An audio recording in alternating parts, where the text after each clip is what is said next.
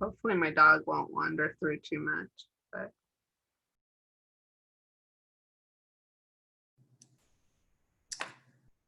Good evening, everyone, and thank you for joining us for tonight's webinar, Shared Habitats, How We Can Unpack Wildlife Conflicts. My name is Andrew Felton. I work with the Tualatin Soil and Water Conservation District. The Tualatin SWCD's service area is in Washington County, Oregon. It closely relies with the Tualatin River watershed. The Tualatin SWCD is a non-regulatory agency, and we aim to implement sustainable solutions to natural resource problems within our watershed. We offer technical assistance in the form of site visits and advice, financial assistance through a cost share program, as well as educational assistance through webinars like the one that you're attending this evening. This webinar tonight is a part of a series that we're putting on with OSU Master Naturalist program. It's part of a 6-part series. This is actually the last one of that series, but we do have recordings of all of the previous webinars on our YouTube page. So if you feel like going back and watching some of those are still available for you. We are also recording tonight's webinar, and we will be sending out a follow-up email sometime early next week with a link to that recording, as well as some links to some additional resources that our speaker may touch base on this evening. And with that, I will hand it over to Alice with OSU Master Naturalist. Thanks, Andrew, and good evening, everyone. Thank you so much for joining us tonight. My name is Alice, and I work for OSU Extension in Washington County, and I'm the Master Naturalist Coordinator for the North Willamette region. And as Andrew said, tonight's webinar is being recorded. At the end, we are going to have a little pop-up come up with an evaluation for our speaker, Dana. The link may or may not work, so if it, no problem, we'll send it out in the follow-up email. If at any time tonight you do have questions for Dana, go ahead and type those into the Q&A box. We also had some folks email us questions ahead of time. If you have those still, you can just pop those into the Q&A box as well. And so I think that's all from me. So I just want to quickly say that our speaker tonight is Dr. Dana Sanchez, who's OSU Extension's Wildlife Specialist. And we're so happy to have Dana with us tonight. So Dana, I'll pass it to you. All right, thank you. Let me get us going here. And, uh-oh, already having a technical issue here.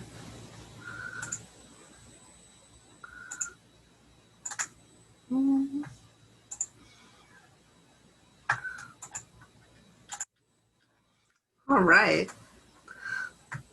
How's that looking? We see all of the slides. Oh, bummer. I apologize.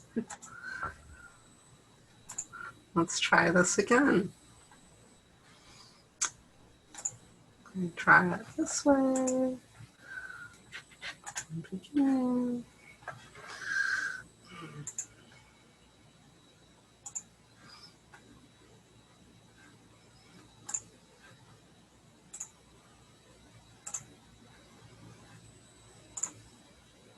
All right, I think I started on my second slide. Let me back up. How's that looking? Looks great. All right, sorry for that little delay. It always works great when we rehearse, and then somehow I manage to get fat fingers when I'm doing the real run. So thank you for inviting me to be with you to talk about one of my favorite subjects, which is wild critters tonight. I am the OSU Extension Wildlife Specialist, so if you, I encourage you to send questions whenever they pop up about wildlife or any part of Extension's expertise to the Ask an Expert link. I'll have that on my very last slide, and it's a great little widget to ask questions. And the great thing about wildlife questions on Ask an Expert is you can upload photos. It can be really helpful. So this slide is all about me, essentially, and my relationship with animals of all sorts started really, really early, as you might be able to tell. That's my first dog, Snoopy. And then I've done research on multiple different species, and now I get to be an extension specialist. So I focus on educating not just college students, but also members of the public. And my first memories with animals probably helped me find this professional path, and that those memories were really positive, and that those first encounters with animals, and mine started with pets, obviously, and then observing wild animals, really piqued my curiosity. So I'd like to learn just a little bit and have you ring in on a poll that we've created reflecting on your first memory of interacting with animals. And so if we can bring up that poll, we'll take probably less than a minute, and just 2 questions. What's a first memory you had of interacting with animals? So basically what types of animals were involved? And then was that positive or negative? So we'll take just a second here.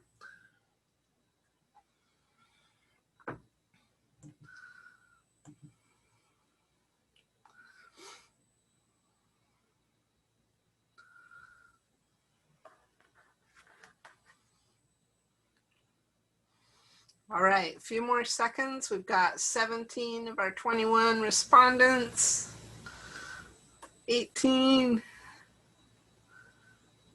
another second or two.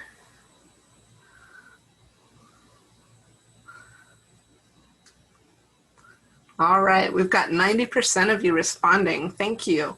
So what we can see is an awful lot of us, 68% of the respondents said that those first memories of interacting with animals were with pets.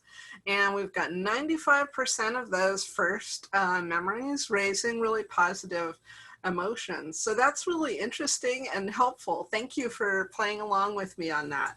The reason I ask is that a lot of the questions that we're going to talk about today are where animals and humans are getting into conflict. And as you can tell from my title, it's where we both share habitat or living space and getting what we need to make our living from,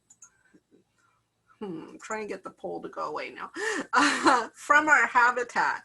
And habitat's a word that we use very broadly in society and in daily speech. And I just want to dial it down to more of a scientific, or you might call me a geek for being a scientific, concept definer here, but habitat, when we're talking about the wild animals, is really a combination of both living and non-living, or biotic and abiotic factors. So that might be soils, it might be plants, it might be other animals that allow them to respond to that place and space in 3 ways. First, just to be there or occupy it. Second, to be able to survive. And then third, to complete their life cycle and be able to successfully reproduce offspring that will carry their genes and perpetuate the species into the future. And so this is probably a really common and familiar list for you. Needs that are provided in general at a very broad level for wildlife species are their food, some form of water, cover. And then there are some species that are what we would call specialists, who need some special set of factors.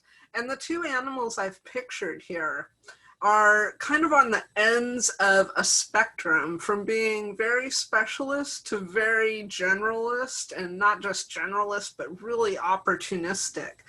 The top picture is a pygmy rabbit, and we only find pygmy rabbits. They're the only truly burrowing rabbits on the North American continent. And they require not just the sagebrush steppe, but also the soil conditions that allow them to succeed in building durable burrow systems in which they take cover. So we really don't hear a whole lot of conflict stories about animals that are specialists. But then on the bottom, you see what I call Rocky the raccoon, okay? And it's eating Fluffy's leftover dinner. Raccoons are one of the species that can do well across a wide variety of ecological systems. You find them on beaches, you find them in cities, you find them in the deserts, you find them even ranging sometimes up into forested areas. And they're very opportunistic in that they can eat a wide range of things. And those sorts of generalist and opportunistic tendencies bring them into sharing habitat with we humans in ways that are not always appreciated. So I use the word cover as one of those really important things that an environment or a habitat provides for animals. And I just want to make sure that we understand that that means different things for different species. So it may be that hiding from their predators is their top priority. It may in fact be that they need to literally hide from the heat and the cold of the extreme environment. And in other cases, they need the structure of that cover, whatever it is, whether it's a hole or the trees or even the blades of grass, in order to build the structures they need to successfully reproduce. Okay, so here's where we start talking about conflicts more. In my experience, the conflict that we notice the most severely or quickly or with the greatest surprise and shock is when animals get into and start sharing our homes. And that's part of why I wanted to talk about our first memories with animals. Most of them were very positive, but when we come into a situation where they're wild animals trying to move in with us, or they're eating what we don't want them to, whether those are our prized roses or our production crops and livestock, or our personal garden and food, or they're damaging something, then that can really quickly bring us to some very negative feelings and a sense of urgency in reacting. Now, the very last thing on this list is that when animals pose an actual physical risk to humans, that might be direct, like biting on humans, or indirect through, for example, Lyme disease via ticks or something like that. And I would say in my work, very fortunately, and in most of our lives, again, very fortunately, this set of risks is the least common, but it is the one that as soon as we hear clues that there may be an actual risk to human life and health, we need to immediately put up the red flag and be like, hey, whatever's going on here, we need to really pay attention to this. Some of these other conflicts may be really urgent, or they may actually be something that we don't necessarily need to invest in. And that's why the first step is to slow down and do some assessment. As I alluded to, are there health or safety concerns? If so, then yeah, let's get on it. Let's get some help working on that. What do we need to do? In most cases, though, I said, it's probably not at that level of urgency. So we can look at, just slow down and look at how serious is the problem. Is it an annoyance, or is it something that's beyond acceptable? So I get inquiries from other agencies out beyond Oregon. How can we manage deer numbers so that they don't poop on people's lawns as much? And the real concern is the appearance of those deer pellets. And so there's a conversation to be had about how can we assess this problem? Is this actually beyond acceptable and therefore worthy of investment of significant human time and financial resources? And then what is the context of the issue? As we learn more about the species causing the conflict or involved in the conflict, understanding how they use space, how much space and stuff they need inside their habitat versus the size of the area that any one of us manages. That might just be a yard. It might be the whole neighborhood or something very like a point resource. Do we need to think more about coordinating on that human scale and our social connections with other human beings in order to effectively manage the issue? The species I talk about the most in this case, as an example, are the spreading and increasing turkeys that we have in Oregon. And what's quite common is that the turkeys might get involved in damaging one property owner's roof or yard or even vehicles. And the rest of the neighborhood may not be experiencing that much damage at their point, but those other neighboring properties may be involved in, quote, enjoying the turkeys such that they are offering them food that's keeping them around. And so they're roosting on that first neighbor's roof and causing all kinds of damage. So the management of that type of conflict really does take talking to multiple neighbors and probably also the state wildlife agency. And then finally, I have this question about, is this likely to reoccur? I get lots of questions, fair enough, about how do I make this stop? How do I get things to go away? And it's like, well, if it is habitat, essentially, they will come. So we need to think about how can we modify it to not be habitat for that creature or scale the feasibility of our expectations. So when we detect that some sort of damage is happening or some sort of conflict has occurred, it's really good in that assessment phase to be like specific. What is it actually doing? And this is really, really helpful. For example, when you call me or contact me through Ask an Expert. For example, these vole trails are really diagnostic. Having that picture of just exactly what is it doing? How do you know this creature is there versus bark stripping?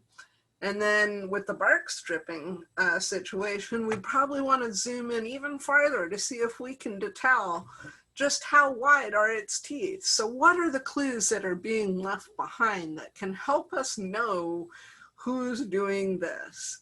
And quite often having some observations, direct observations, or even trail cams, if you have access to them, those are awesome tools to see what animals might be involved and which ones are actually getting closely associated with what's going on. Because it's not unusual to have people see one animal going back and forth in the area that's being damaged during the day, but really the work is being done by one of the nocturnal species. Also noticing their seasonality can be super helpful in diagnosing who is involved. And this is a pocket gopher mound. This pocket gopher obviously got A's in school because this is like a textbook example of the perfect pocket gopher mound. And we want to draw your attention with the arrow and my colleague's finger pointing to that little sunken plug on the edge of the mound of dirt.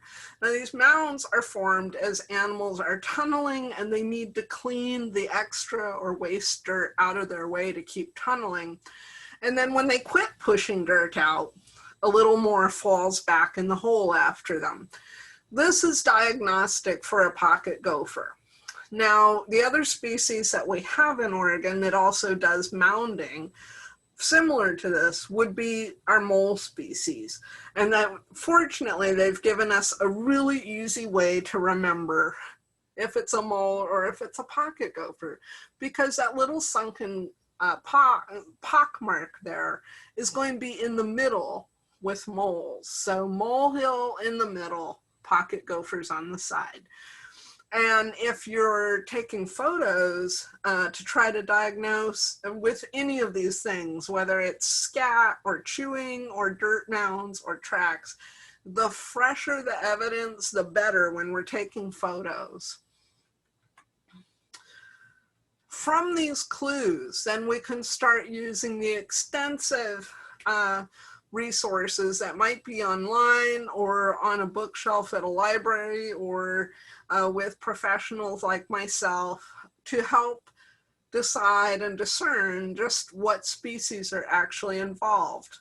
That's really important because what tools and techniques are going to be appropriate and effective really does depend on exactly what species we're looking at. So here are 4 of the most wanted in many of the inquiries I get. So we've got a mole, a pocket gopher, one of our ground squirrels, it's called the California ground squirrel, and then one of the mice or meadow mice or vole species that is likely a gray-tailed vole there. So they're the ones that get in the most trouble going through lawns and golf courses and things like that. So I want to pause at this point and just talk about why can't we just move them? I frequently hear from folks, and again, this goes back to our relatively common positive feelings towards animals, whether they're pets or livestock or wild species, is we don't want them to necessarily be hurt. We just want them to go away and do what they need to do somewhere else. And so it's really understandable that people want to just move them out of the way. But I'm here to tell you that unfortunately that is not a kind option for a number of reasons. They really don't survive at high rates. I will say that professional wildlife biologists with the state and federal services sometimes do translocate individual animals in order to save a valuable breeding animal and move it into a population that's doing poorly or not reproducing at the rates that were hoped. Things like that. But even when we do that, we realize as professionals in the discipline that survival rates are at best 50%, at best. And in some species, it's far below that. Animals just don't do well for a number of reasons. I've listed quite a few of those here. And I'll also note that because of all these issues, including the potential for serious disease spread and parasite spread and disruption of existing populations, moving animals is illegal unless you're a professional and you've got the proper permits. So our basic tactics in unpacking and hopefully interrupting or diminishing some of these conflicts are right here. So best case scenario, let's prevent the problem or reduce the potential for that problem, block them, try to deter them, and in the last case, we have to remove animals. So when we get a chance in a brand new yard or garden, it's always good to look at what's around in terms of the community. Maybe that means asking your new neighbors, hey, have you had any problems with this or that? Or I'm going to put in some fruit trees. Have you seen a lot of deer or elk around here that might chew on those? Looking at the field, things like that. If you see a lot of gopher mounds or a lot of ground squirrel mounds, guess what? They're in the neighborhood. You better manage ahead of time for it. So instituting exclusion or protection, and I'm going to show some examples of that to prevent the animals from getting to what you value is one really good way to tackle it before it happens. Planting native plants. These are species that not only have the memory essentially in their DNA about the environmental conditions we have here, but they've also evolved in an arms race, as we call it, with the things that eat them. So they may have some removal from the things that eat them, but they probably won't get eaten to the ground. They've got some tactics and tools to protect themselves and keep them alive. Also, always, no matter what, keeping the amount of free meals for wildlife or rats, things like that. Keep food and garbage indoors or in wildlife-proof containers. That can even mean, you know, going to some effort to eliminate spillage from your bird feeders where you're trying to support our wild native birds. Because any free food, especially in the safety of human areas where there are fewer predators, that's going to be an invitation to come check things out and maybe even stay. A lot of those inadvertent invitations just don't even look like food to us. You know, that brush pile where there are plenty of little fungi or insects or even small mammals hanging out and finding shelter, that's a great place to come shopping, if you will, if you're a predator. So just thinking about what could make a living here that I actually don't want to have come make a living in my habitat is a really good exercise, whether it's a new home or a new situation or one that's existing already. I'm going to try not to geek out on this too much, but I do want to convey some of the important points that I already mentioned. If habitat is there, they will come. And a lot of that is centered around the availability of food, as you might have guessed from what I've been saying. And we can remove animals, essentially kill animals to reduce populations so that our interactions with those animals lessen. But there will be more animals coming in if the food is still there.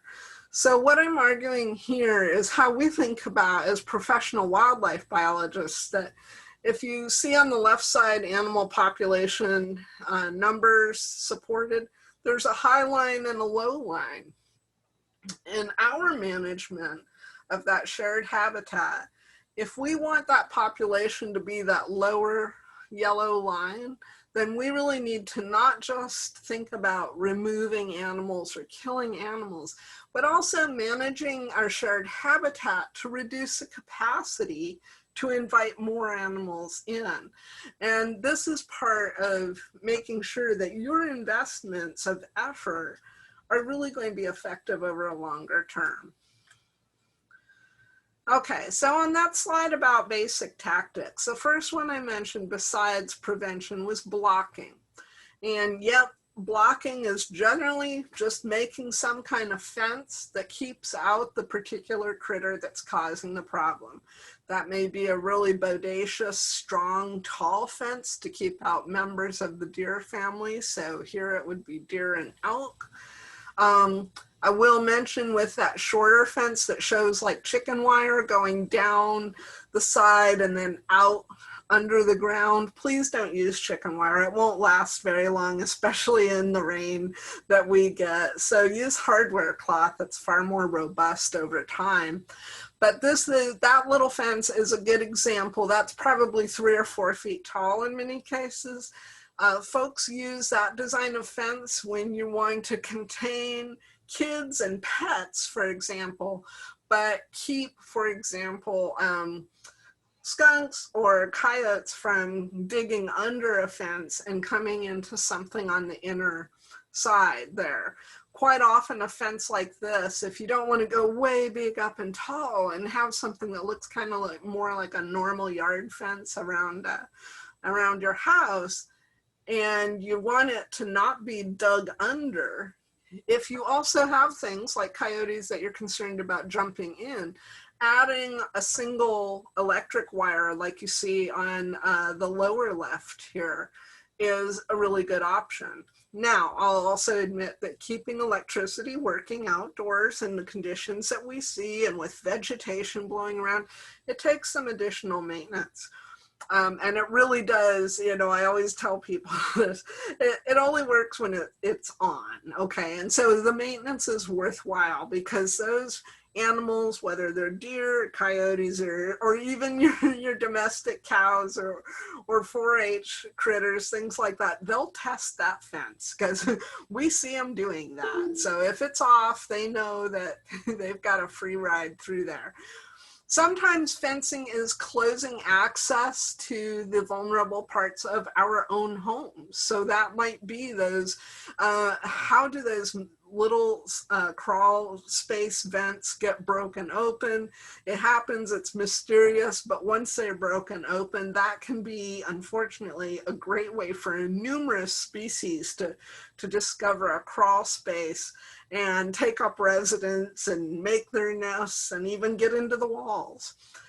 Sometimes using metal up high, for example, to keep raccoons from getting into pipes and chimneys. It takes some pretty strong armoring to keep them out. And you notice probably that some of the four most wanted species I showed were all things that might be able to underdig or make holes. Even in an urban area, and especially over limited size plots, we can make a dig-proof fence. And this is what it's going to look like, is hardware cloth that goes below the surface for 6 to 12 inches. Sometimes, depending on which species you're dealing with, it may need to go down a foot, foot and a half. And then it has an L-shaped apron coming out towards the animals that you want to keep out, so that they don't just back up from the fence and then start digging again to defeat your barrier. And sometimes keeping things out is just a matter of using some non-chewable material like steel wool or steel to keep animals from getting through those little modifications that we make to the barriers in our house or our crawl space.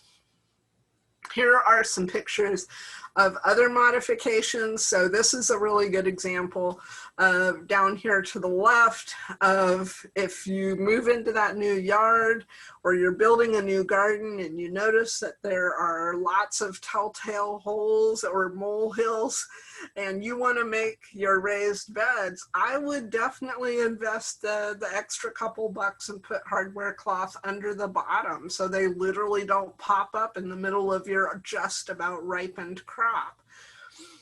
Sometimes keeping animals out seems a little bit sideways or you know, not the first thing we would think of. So sometimes, for example, in managing squirrels, tree squirrels, and even ground squirrels like California ground squirrels that climb extensively, trying to keep them out of an area if they've defeated all the other fences or you've got your fences up and a couple keep getting in, you should look up. Sometimes just if you can't trim that overhanging tree that's acting as their inbound ramp there, sometimes just wrapping it in non-climbable metal collar can cut off that entryway. Okay, and then the second one on the list was deterring animals. Now that is a really tough proposition from an animal's point of view, because what we're saying is we're going to convince an animal that it doesn't want to eat that food that it can see and smell and possibly even get to, and that it's got the instincts to recognize as good food. So what are we going to be able to do to convince it not to do that? When we're in rural areas, we might use what I call shock and awe. On more urban, suburban areas, we have some more limited scale, limited disturbance tools we can use. And these are based on making animals think that this is a really dangerous, unpredictable place. And if I go in there, I'm going to get shot with water or something bad's going to happen to me. But there are still management concerns to be aware of. We use that idea of a landscape of fear, for example, if we know that we're being explored or our house is being explored by, for example, a raccoon that's looking for a good place to den up in the fall and have her kids late winter, early spring. We use, or will at least try to use scary human voices because we are a scary predator. So a radio in that space, hopefully set to something that is not at all soothing or enjoyable, but like shock jock radio or something like that. And it has to be something that's unpredictable, because the predictability or the potential to become habituated affects many deterrents, and that's whether it's by taste or smell. I often call this deterrence by disgust. There are products and tools available, but once animals realize that the food is still good, or that shelter is still shelter and a good place to hang out, and nothing bad has really happened, they will start to ignore those initial instinctive fear responses. So finally, we get to removing animals, and this is going to be lethal removal. I was mentioning earlier that simply transporting animals someplace else is not an option. We absolutely positively need to know which animal is going to be vulnerable to whatever tool we are using, so that we can avoid non-target kills. That might be a pet. It could be other wild animals. So this is very briefly, I won't go into this in great depth. You'll have this slide, but this is an example of just 2 of the ground squirrel species we have here in Oregon, depending on where you are in the state. And they are a really good, so we've got California and Belding's ground squirrels. They're an excellent example of why diagnosing what species you're dealing with is absolutely crucial to understanding. I wish I had a pointer. Hopefully you can see the 3rd row on these side-by-sides is diet. And what I want to draw your attention to is that California ground squirrels have a major shift in diet, from eating green forages, so leafy, grassy, forb type things, to eating only seeds. And why do you care? Because if you're trying to use a poison bait on them, you better know where they are in their meal calendar. The other thing, there are a bunch of great rich details in these 2 tools that were developed by the University of California. The other thing to be aware of is that species have created strategies to deal with harsh environments. These 2 species are very different in how they manage those times that are too hot, too cold, and when there's not enough food. Knowing when those animals are available. So I'd call your attention to where it says adult activity at the top versus juvenile activity. That really tells you when those animals are out, about, and available for you to manage actively. Another species we hear a lot about are northern pocket gophers. They're totally guilty of wanting to eat your plants. They're herbivores. That's what they eat. There's good news and bad news. They don't ever hibernate. The good news of that is that you can manage them with your traps at any time of year. The bad news is they don't hibernate, so there's no break from gopher pressure in your yard. There are, as you can imagine, complications when you're trying to get a snap trap set up in a hole in the dirt. And here are just a few examples of the designs available out there in the retail realm to manage this particular pest. Moles are another one. They are really fascinating animals. If you look at their body plans, they're completely modified and customized to swim through the dirt, hunting for prey.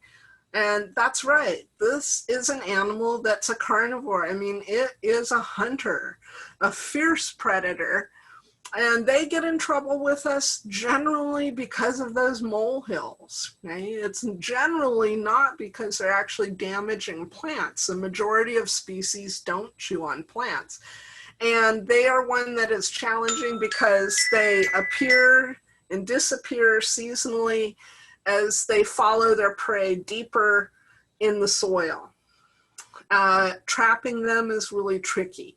I've been hearing from folks there are poison mole worms. They look like gummy worms, so that adds another management responsibility on us, because there are some folks who would think that they were in fact candy gummy worms, so we have to store them such that no tragic accidents could happen. But I also hear that folks, a lot of the folks I've talked to have not had great efficacy with that tool. So that means we go back to the body gripping snap traps. The cinch trap here, it looks really complicated, but trust me, there are YouTubes on how to successfully set your cinch trap. And the nice thing about them is that you can tell from the surface of the ground whether or not something has tripped your trap without digging it up. And then voles. I think that we are on the third bad vole year in a row here. Traditionally, you have one bad vole year, really high populations, maybe every 5 to 7 years. But conditions obviously have been changing. The good news on these little guys is they don't live very long.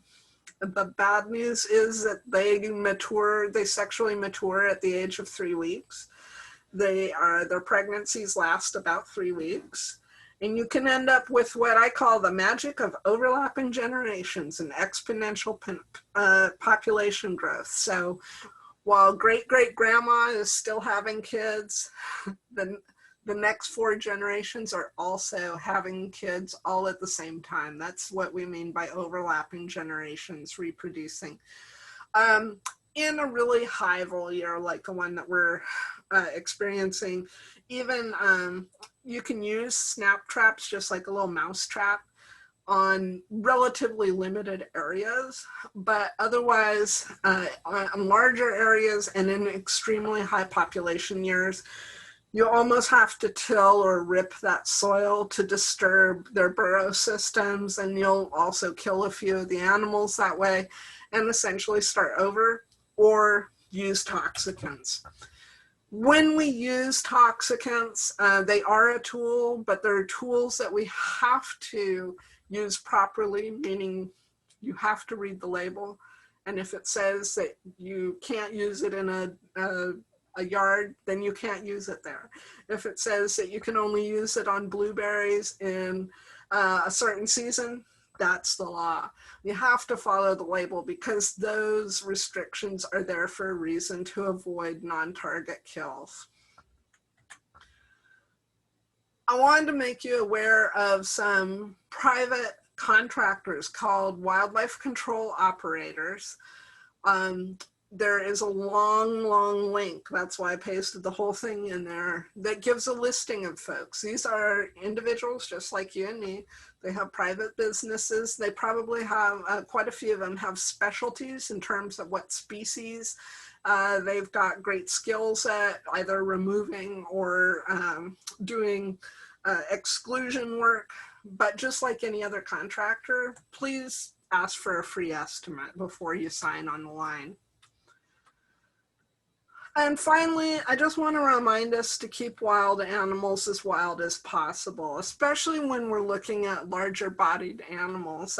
And when I say larger bodied, I really mean anything from a rabbit on up.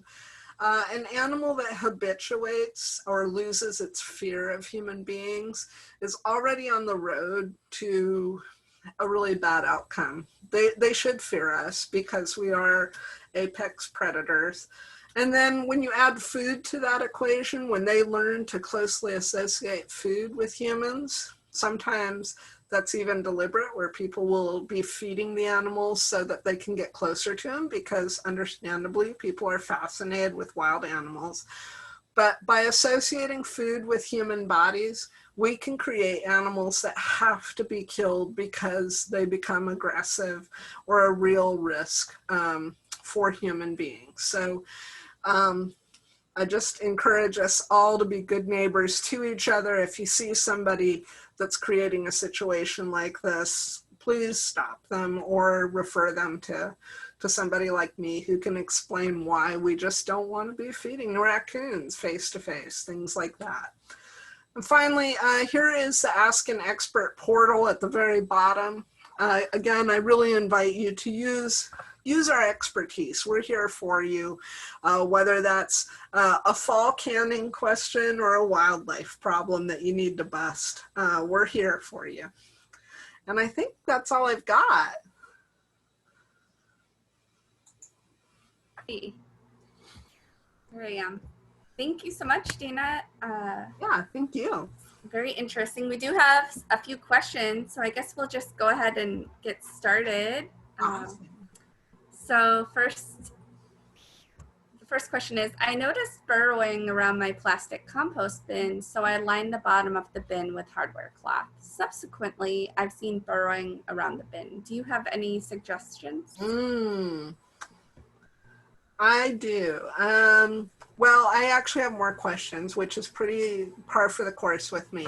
So I would start wondering with that reaction to, I think it's great that you used hardware cloth to keep the animal from getting in and getting a food reward. So a double plus on that. I would wonder what is doing the digging, and if it's burrows, I would start worrying whether there is a hungry, tenacious little rat trying to get in, or whether it is a larger animal that is just digging, trying to dig through it, in which case there could be several, suspects. That could be a raccoon, it could be a skunk. And depending on where this compost bin is, sometimes even domesticated or free-ranging dogs get involved in behaviors like this. So I would say do some more investigation. If you have a trail cam, that would be awesome. If you don't have a trail cam, you could use some flour or even really fine raked dirt to try to get its identification by its footprint, and then send me a picture of that. Awesome. Thank you. So the next question. So if you do have obvious signs of critters entering a building space, is it best to ensure no one's home before blocking those entrances? Yeah, that is a really good question. It is. And ideally, so again, I want to know what species it is. So any techniques you can use to identify who's getting in. That might be the size of the hole it's using, or you'll see those areas where it's probably squeezing under or squeezing through, and maybe a little hair gets stuck, a little oil from its hair. And then do the same sort of thing. If you have a trail cam available, or somebody else does, setting it up, finding out who's in there.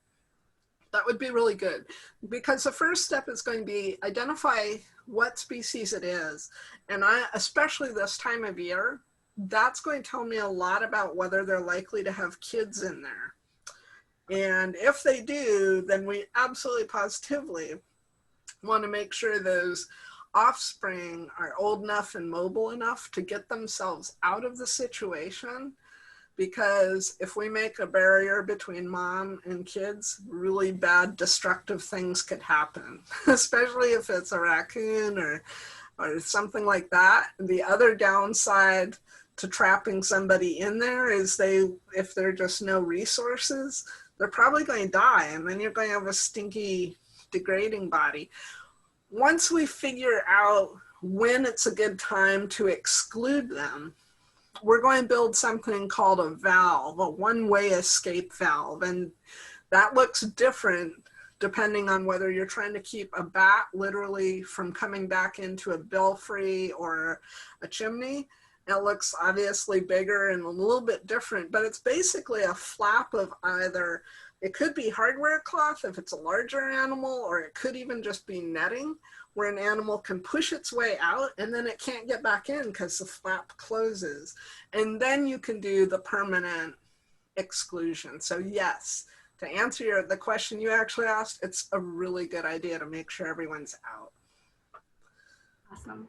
And then this one's about skunks. So besides the obvious smell issue with skunks, what are the health issues around skunk conflicts with pets? Yeah, there's the smell issues, and you just don't want animals swapping saliva or blood or getting in face-to-face conflicts. There are some potential disease transfer issues. And, you know, skunks are actually, I'm going to argue that skunks are really cool animals. Having them around and eating the things that they eat is really beneficial. But if they're coming into frequent contact with pets, then there are some health risks for both sides that we want to try to prevent. Thank you. And here's one. Do you feel castor oil is good repellent for moles or voles? I have no information that tells me that it's at all effective. I frequently hear about that as a possibility. Whenever I hear about a deterrent, potential deterrent situation, I really think of it from the ecology of that animal. It's like, so what fear or what cost is that thing, whether it's a noise or a physical contact or a product like this, what is that triggering for the animal that's going to actually deter it from, like I was saying, to deter it from coming and getting something that's really, really good for it that it really wants. Okay, thank you. So we do have some questions that were submitted ahead of time. I think you did address the gopher one a little bit, and if anyone else has any questions, please go ahead and pop those into the Q&A box. But let's look at this one. We have problems with the killing of our chickens. An electric fence worked on one area, but we have another where it isn't practical, and raccoons and skunks are the main culprits. So any other suggestions? Yeah, just enclosing the chickens in whatever way, if that's going to be a chicken tractor.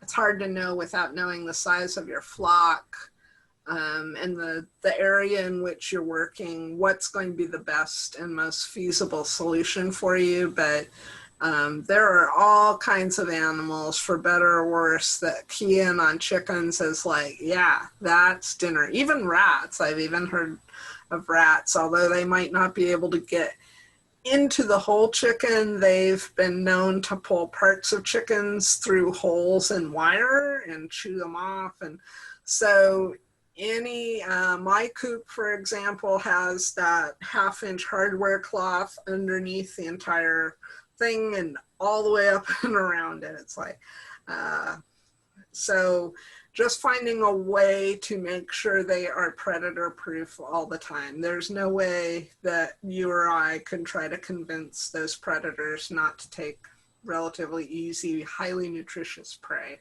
like that. Thank you. So a new question did pop up here. Yeah. Can you tell us about what native rats we have in the area, so the northern Willamette Valley, and are they as aggressive or invasive as the Norway rats?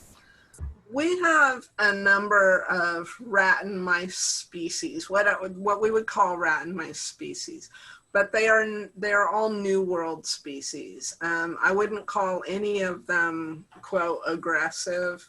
The brown rats and black rats, as we typically call them, as far as the Norway rats and the ship rats or roof rats, are all what we call old world species. They came from parts of Asia with the first explorations of this area, and they're what we call commensal species. So they actually specialize on hanging out around we humans because we essentially create habitat for them. Our waste, our what we call food, what a rat calls food is a lot different, obviously. And yes, they can become quite aggressive. They feel very entitled to their areas, you might say. So I would say the largest rat species that we would likely see out in the wild, and you'd be lucky to see them, would be, for example, we have some lovely wood rat species, and they are extremely shy. They do get in trouble for being pack rats, but they are not at all aggressive to people. All right, thank you. And I guess that kind of leads into the question that was emailed, which is, Are rats harmful to have living among us, and what is the best way to handle them? Yeah, so handling those non-native invasive rats is going to involve it. It's never going to end. Unfortunately, I don't have good news in that way because they're just ubiquitous. But what we can do and what we do need to do is the first thing is reduce the carrying capacity for them. Absolutely, positively reduce the food available to support more baby rats. And the second thing is lethally remove them at all seasons. All right, thanks. So it looks like we have one more question, and then I guess we'll wrap up unless All right. others come through. So a couple more. Okay. Have you seen good examples of chicken pen and feeding systems that prevent rats? I would say absolutely enclosing them in non-chewable wire is the containment system. So 1/2-inch hardware cloth is what I would recommend. And feeding systems are anything that keeps that food from spilling or getting kicked or beak swept out of the receptacle by whatever means. And I've seen a lot of different models to try to reduce that. I mean, it's not just for rat management, but also to keep your costs down in production, as you don't want to waste feed. So I would say there are quite a few different commercial products out there, and I know that there are lots of creative people who create their own too. So with PVC pipe and things like that. Thank you. Okay, so this may be our final question. So can you please comment on the dynamics control of ground squirrels and native owl populations? I can, but not in probably the detail that you're hoping. What's really typical with predator-prey systems like that is that the prey species, the ground squirrels or even voles, things like that, can reproduce at higher rates and succeed in raising more kids at higher rates in good conditions, and that's weather and food combination.